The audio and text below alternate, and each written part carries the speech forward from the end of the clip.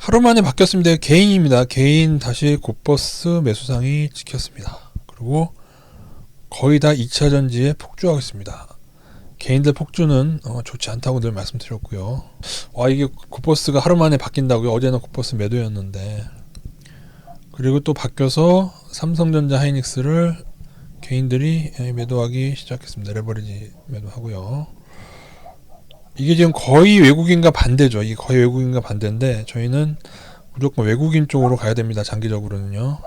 외국인이 그 연초 작년 말하고 연초에 계속 샀던 2차 전지를 이 중에 2차 전지가 되게 많죠.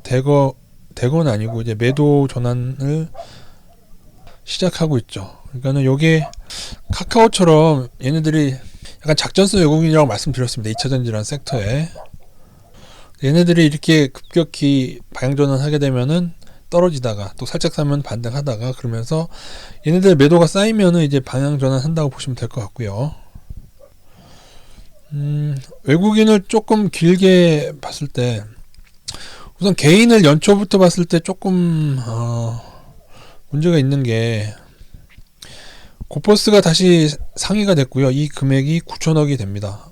그죠? 그리고 1월 4일부터 설정하면은 개인들 누적 곧버스 매수는 1조 원이 넘어갑니다.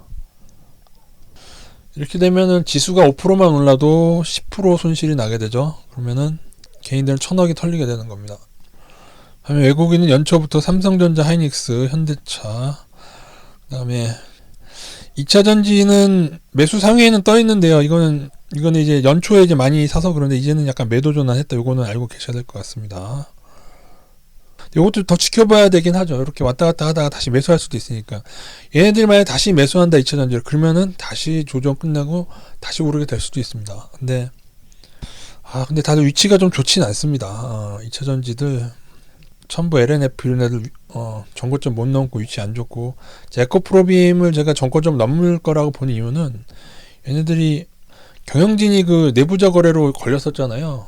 그러니까는 경영진이 좀 썩어 있으면은 작전이 이렇게 셉니다. 그래서 제가 그냥 그렇게 예측한 것 뿐이죠. 어제는 외국인 선물 매도 나왔는데 오늘 다시 선물 매수로 나왔고요. 개인은 삼성전자 하이닉스 판 거고요. 외국인은 매수가 별로 없다고 하는데 이게 왜냐? 아까 나왔죠? 2차 전지 매도하고 하이닉스 삼성전자 샀다. 하이닉스를 많이 샀다. 하이닉스는 연말 연초에 망할 것처럼 떠들어대더니 반등도 꽤 많이 나왔고요. 외국인 보면은 외국인대로 돼가시는 거 보이시죠? 그죠? 사실은 그동안은 조금 외국인 대비해서 낙폭도 크고 그랬는데, 그죠? 외국인이 계속 들어오는가 봐야 될 것 같습니다. 물론 이제 외국인이 빠져나가게 되면은 또 다시 떨어지겠지만 이 정도 반등으로 끝날지 어떨지는 좀 더 지켜봐야 될 것 같습니다. 제가 볼 때는. 외국인도 살짝 팔려고 하다가 오늘 들어온 거라.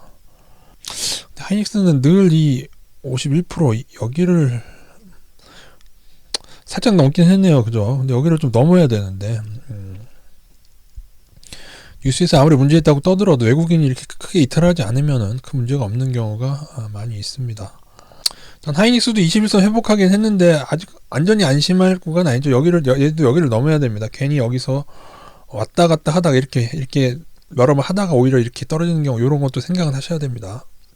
그리고 자동차도 현대 모비스도 좀 외국인 매수 들어오는 것 같고요. 기아, 현대차, 그리고 현대 위아도 나쁘지 않은 것 같고 자동차 부품주가 좀 더 이제 전기차 위주로 LG전자도 전장산업 전기차 부품주 섹터가 생긴 걸로 보시면 되고 2차 전지는 말씀드린 대로 2차 전지 장비 업체들을 좀 더 주목할 필요가 있는데 걔네들이 이제 저평가가 많거든요. 걔네들 위주로 좀 생각을 하셔야 될 것 같고 그 중에 LG 엔소라고 관계된 애들이 좋습니다. 지금 현재는 삼성 SDI 하고요. SKO는 조금 삐걱거리고 있다. SK이노도 제가 그래서 포드사하고 SK온하고 이제 결별하면서 조금 문제가 있다고 말씀드렸죠. 그래서 이게 상당히 복잡할 것 같습니다. 그 3사 SK온, 삼성, LG 엔솔 그 중에 어느 배터리 기업이 잘 나갈지부터 봐서 그리고 거기에 해당되는 수혜 장비 업체들이 다 다를 거고요. 어쨌든 분명히 기회의 시장이 있겠지만은 좀 잘 봐야 될 것 같고, 이미 LG 엔솔과 삼성 SDI는 조금 고평가 수준이 있기 때문에 이미 주가가 좀 반영이 많이 됐죠. 그죠? 그래서 삼성 SDI 정도는 적립식으로 투자해 볼지는 한 것 같습니다. 그리고 이제 뭐 치고 빠지는 정도도 가능하긴 할 텐데, 지금 삼성 SDI도 외국인을 보면은 살짝, 근데 많이 빠지진 않았습니다. 외국인 이렇게 해서 참고하셔서, 만약에 지수는 주가는 빠지는데 외국인이 다시 이렇게 더 들어온다 그러면은 뭐 기관이 팔면 떨어질 수 있는데 또 나중에는 더 오르게 될 수도 있긴 합니다만, 차트 위치가 그렇게 좋지는 않습니다. 이게 무슨 말이냐면은, 여기서 옛날에 이미 고점을 쌍봉 찍고, 그 다음에 이거 그냥 반등 수준으로 봐도 되긴 하거든요. 근데 외국인이 좀 많이 들어왔기 때문에, 삼성 SDI도 참 외국인이 많이 들어왔긴 했는데요. 그래 투자 못할 레벨은 아니죠. 굳이 저는 투자하고 싶진 않은데, 굳이 하자면 할 수는 있는. 그러니까는 나중에 좀 문제가 생겼을 때 LG 엔솔보다는 덜 떨어질 것 같은 정도의 주가 레벨인 거죠. LG 엔솔은 좀 더 수혜겠지만 조금 주가 레벨이 높다, 거품 상승되어 있다, 그렇게 보시면 될 것 같습니다. 우리 2차전지에 꺾이게 되면 코스닥이 시총 상위가 2차전지라서 좀 타격을 입을 수가 있습니다. 그건 좀 생각을 하셔야 되는데, 아직 차트는 양호합니다. 아직 5일선 회복 못한 것 같긴 한데, 이 정도면 양호하지. 20에서 지켜내고, 코스피는 이 아랫단은 회복했습니다. 박스권 하단은 회복했으나 20에서 회복 못했고요. 그래서 적정히 가져가면 될 것 같고요. 이 아래를 다시 깨게 된다면은 좀 더 인버스를 늘릴 예정이고, 21선을 회복하게 되면은 기계적으로 인버스 줄일 예정이고, 인버스를 상당히 줄이는 건 이 윗선을 좀 돌파해야 될 것 같습니다. 그 전까지는 좀 적어도 20% 이상은, 20에서 25%가량의 인버스는 가지고 대응할 예정에 있습니다. 이제 또 후발 업종들이 있긴 할 텐데, 근데 좀 방향성이요. 그러니까 물론 이제 개인들 곧버스 폭주하는 것만으로 이걸 다 볼 수 없는 거거든요. 오늘 좀 외국인이라도 좀 많이 매수를 해줬으면, 뭐 2차전지를 판다고 해도 삼성전자, 하이닉스 더 많이 샀으면 되는 건데, 또 그것도 아닌 것 같고, 약간 외국인이, 코스피 요게 외국인이거든요. 요게 조금 약간 횡보하고 있습니다. 좀 더 매수가 들어야 될 것 같습니다. 반대로 매도가 촉발되면은 요것도 이렇게 살짝 반등하고 또 떨어지는 패턴이 있거든요. 그것도 어쨌든 적정히 지금 인버스 40%까지 늘릴까 했는데 하단을 회복해가지고요. 인버스 35% 비중 유지하면서 가도록 하고요. 그대로 따라가도록 하겠습니다. 곧버스를 어제 매도하고 크게 오늘 매수하고 뭔가 그게 좋아 보이지만, 그거보다는 조금씩 5% 10%씩 조절해 가면서 어떤 지수가 방향성을 갖기까지 좀 기다리는 게 낫습니다. 근데 재밌는 건 여러분, 제 생각에는 이거를 움직이는 게 월가든 뭐든지 간에, 나스닥 움직이는 월가든 걔네들도 방향성이 안 정해졌을 수도 있어요. 왜냐하면 개인들이 어느 쪽으로 가는지에 따라 토토를 예를 들어 베팅을 해서 먹으려고 하면은 개인들이 어디 많이 베팅하는지 알아야 되거든요.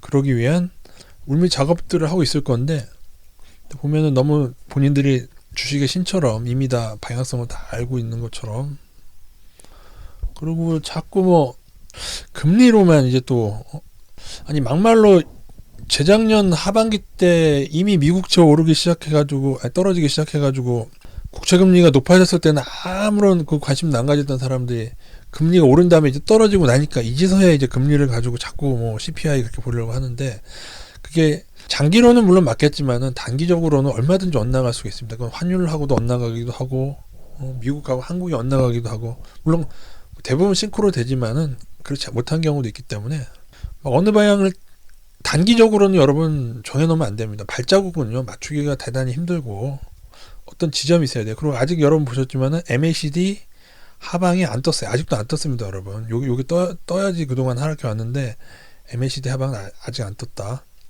저는 아직도 약간 중립적 위치로 봅니다만은, 그래도 21선이 깨진 지점이 있기 때문에 중립적 위치에서 소폭 하방을 볼 것 같습니다. 근데 이거는 저의 대응이라, 마찬가지로 21선을 회복하게 되면은 다시 또 소폭 상방 보게 되고, 본격적인 움직임은 윗뚜껑, 아랫뚜껑이 될 것 같습니다. 가는 대로 가면 됩니다.